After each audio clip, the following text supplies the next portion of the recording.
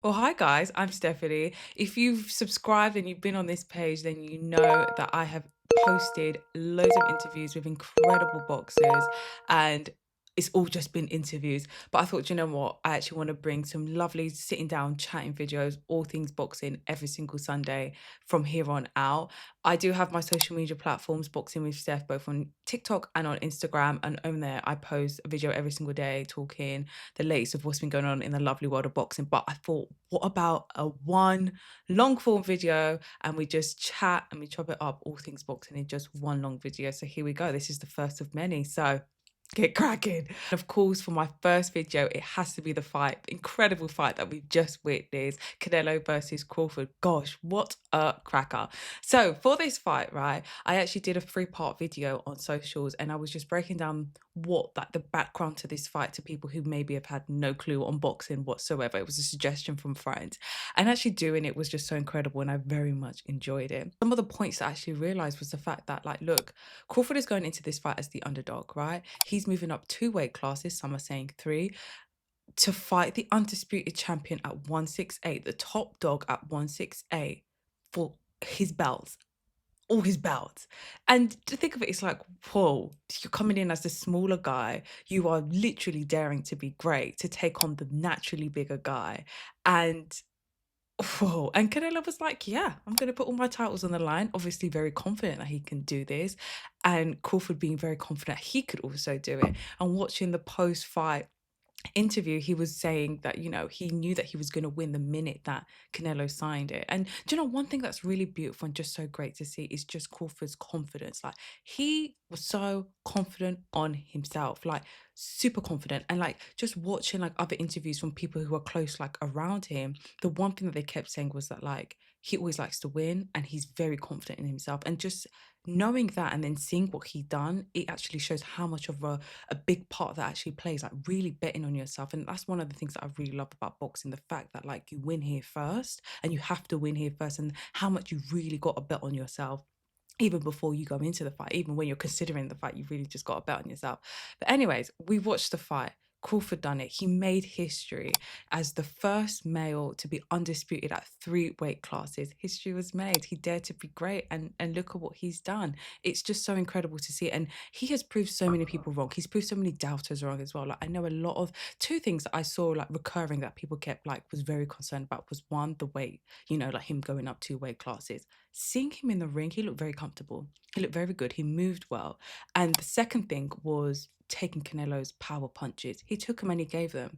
To be honest, Crawford just looked very comfortable. In those early rounds, of course, he was winning them. And he just looked very comfortable. He found his rhythm. He figured out Canelo, very, I think, quite early on in the fight, and that worked very well in his favor. And I don't think that Canelo did. And watching the post-fight interviews, Canelo did say, look, like I struggled to like figure out Crawford, and it showed. It really did show, because once it got to like the 6th or 7th round, I was texting my friend. I was like, "What's going on with Canelo? Like, what is actually going on?" And he couldn't figure him out. And to be fair, like watching like the doc and like watching the build up to the fight, he was preparing, because Crawford is known for being like a switcher, southpaw, and orthodox, and like he did say he did prepare for that, but I guess he just couldn't figure him out on the night. And I mean, the man won. Crawford won. We literally saw history being made, and Crawford just put on a phenomenal performance. That was art. That truly was art. And it did remind me a lot. It wasn't the same. We didn't see the same results, like in the way that Errol Spence got beat up, but in just the way that he was just so clinical with it. Then I see the resemblance. And one thing that I always say, and I also said it in the build up to the fight when I was doing the interviews, was just that like Crawford works well under pressure. Like, I think that's his thing. Like, he's good under pressure. And there's a few examples of it.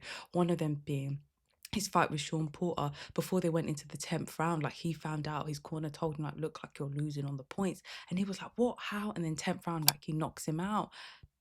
Pressure. Then his fight with Errol Spence, like him going into that fight with Errol Spence, a lot of people didn't think he was going to win. And I can guarantee many people didn't think he was going to win in that fashion, in the way that he won. And many people was just saying like, look, Errol's got this, Errol Spencer's got this. And I get it. He was the unified champion at that time.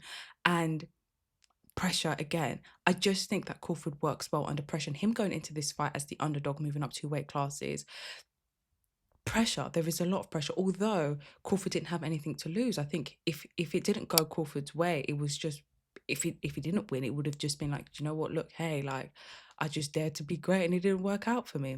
Whereas Canelo had a lot more to lose. Like literally, the guy moved up 2 weight classes and beat and took undisputed championship titles, which is just incredible. It just shows how phenomenal Terence Crawford is. And I guess the big question now is like, what's next? Like, what is next? Can I be really honest? If weight class wasn't a thing, right, I would actually love to see Crawford fight Bivol. I would. Imagine that would be like a masterclass. That would just be like boxing art. I would love to see. Imagine how sensational that would be. That would be art from round one to round 12. I actually don't see anybody knocking each other out because they would just be so clinical and technical and just. Oh.